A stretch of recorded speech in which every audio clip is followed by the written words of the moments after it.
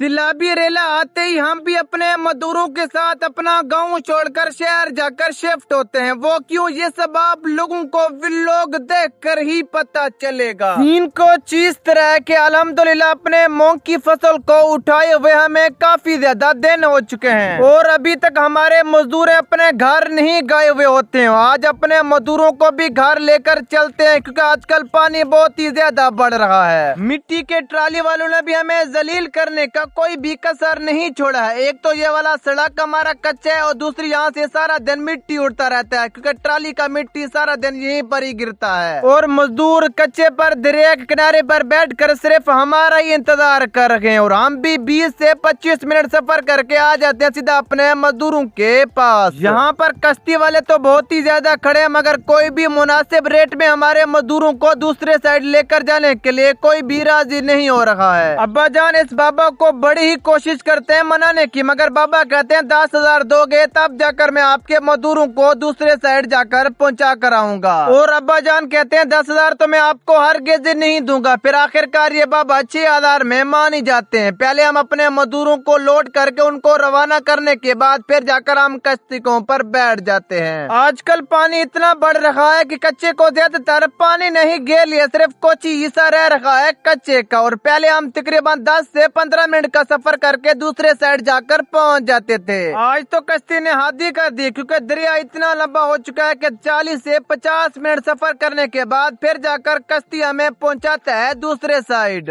और मजदूरों का घर तो दरिया के किनारे पर होता है, इनको यहीं पर ही छोड़कर फिर हम आगे निकल पड़ते हैं जमालदीन वाली शहर की तरफ क्योंकि हमें जमालदीन वाली शहर में छोटा सा काम होता है। जमालदीन वाली शहर से कौन कौन भाई मेरा वीडियो देख रहा है कमेंट करके अपने भाई को लाजमी बताएं। जमालदीन वाली शहर पहुंचकर हम आ जाते हैं सीधा इस दुकान पर और यहाँ से अपने गन्ने का स्प्रे लेने के लिए हम आते हैं। और हमारे गन्ने को ऐसी खतरनाक बीमारी लग गई है जिसका नाम तो मुझे पता नहीं है मगर उर्दू और सराकी में और उसको इणी कहते, जो पूरे गन्ने को अपने हाथ में लपेट लेता है, उसको आगे बिल्कुल नहीं बढ़ने देता है। और इस भाई से हम 5 बोतल स्प्रे के लेते हैं और जोहर की नमाज का भी टाइम हो रखा होता है। स्प्रे के बोतल हम दुकान के ऊपर रखते हैं और हम आ जाते हैं सीधा मस्जिद के ऊपर नमाज अदा करने के लिए। मस्जिद पहुंचकर वजू करके अंदर जाकर हम जोहर की नमाज अदा करते हैं। नमाज अदा करके हम आ जाते हैं सीधा जूस वाले दुकान पर। यहाँ से हम मैंगो वाली जूस पीते हैं जो होती है बहुत ही ज्यादा कमाल की। जूस पीकर यहाँ से निकल कर हम आ जाते हैं सीधा पेट्रोल पंप पर अपने जाने के ऊपर पेट्रोल डलवाने के लिए क्योंकि जाने के अंदर पेट्रोल बिल्कुल ही नहीं होती है। अपने जाने के ऊपर 500 का पेट्रोल डलवा कर अपने फॉलोअर से